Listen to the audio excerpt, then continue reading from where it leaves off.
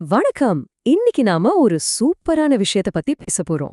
அதாவது நம்ம கிட்ட என்ன இருக்கோ அத வச்சு எப்படி நாம சாதிக்கிறது, இல்லாதத பத்தி கவலைப்படாம இருக்கிறத வச்சு எப்படி ஜெயிக்கிறதுங்கிற அந்த திறனை பத்தி தான். வாங்க இந்த அருமையான சிந்தனையை கொஞ்சம் ஆழமா அலசி பார்க்கலாம்.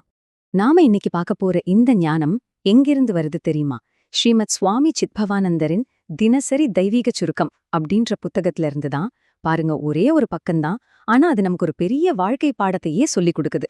நம்ம எல்லாருடைய வாழ்க்கையிலயும் இந்த ஒரு கேள்வி நிச்சயமா வரும். ஒரு பிரச்சனை வந்தா அங்கேயே நின்னு திகைச்சு போறோமா, இல்ல நம்ம திறமைய பயன்படுத்தி அதிலிருந்து வெளிய வரோமா? இது நம்ம கையில இருக்கிற ஒரு சாய்ஸ்.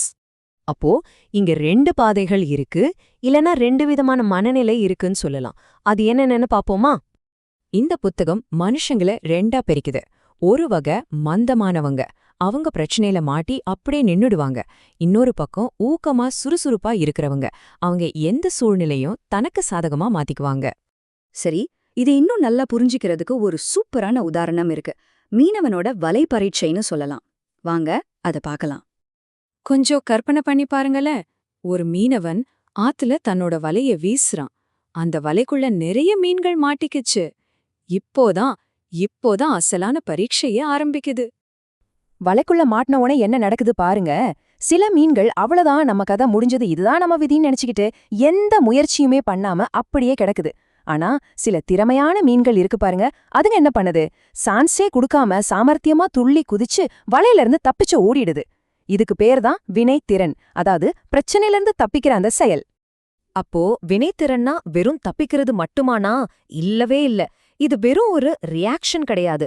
இது ஒரு ப்ரோ ஆக்டிவ் ஆக்ஷன், ஒரு தந்திரமான தடுப்பு நடவடிக்கைன்னு கூட சொல்லலாம். இதுக்கு ஒரு தளபதியோட பார்வை தேவை. இங்கதான் ஒரு முக்கியமான விஷயத்த நம்ம புரிஞ்சுக்கணும்.